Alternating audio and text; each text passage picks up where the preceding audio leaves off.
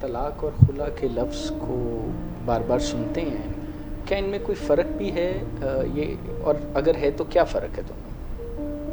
بالکل جی، طلاق اور خلا میں دونوں میں فرق ہے. سب سے بیسک فرق تو یہ ہے کہ اگر خلا ہے تو خلا بیوی کی طرف سے مانگی جاتی ہے.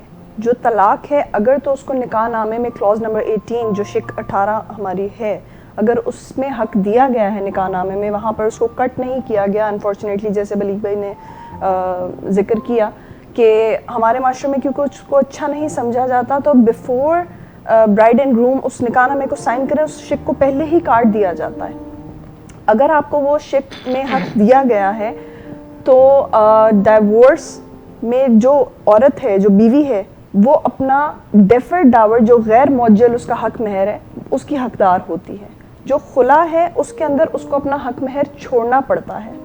جو اس کو حق مہر دیا گیا ہے، ہمارے دو طرح کے حق مہر ہوتے ہیں، ایک جو شادی کے وقت عورت کو دیا جاتا ہے اور ایک جو بعد میں ڈیسائیڈڈ ہوتا ہے ڈائیورس کے جب ایشوز ڈسپیوٹس کھڑے ہو جاتے ہیں، ڈائیورس اگر طلاق معجل اور غیر معجل جی معجل جو ہے وہ تو پرامپٹ اسی ٹائم پے کر دیتے ہیں. جو ڈیفرڈ ہے وہ بعد کا ہوتا ہے. اگر تو ڈائیورس غیر معجل ڈیفرڈ ڈاور ہے بیسیکلی. اگر ڈائیورس جو ہے وہ ہو جاتی ہے، آپس میں ہو جاتی ہیں، خلا لے لیتے ہیں، تو وہ ڈیفرڈ ڈاور جو ہے وہ بعد میں کلیم کر سکتے ہیں. یہاں تک بھی رائٹ دیا گیا کہ ڈیفرڈ ڈاور بیوی کلیم کر سکتی ہے اپنے ہسبینڈ سے at any moment. It's not کہ وہ صرف ڈیزولوشن آف میرج پہ ہی مانگ سکتی ہے، وہ کسی بھی ٹائم اپنے ہسبینڈ سے اس کو طلب کر سکتی ہے کہ مجھے اپنا وہ والا حق مہر بھی چاہیے ہے، اور اس ہسبینڈ کو دینا پڑے گا. جی ایٹ اینی ٹائم.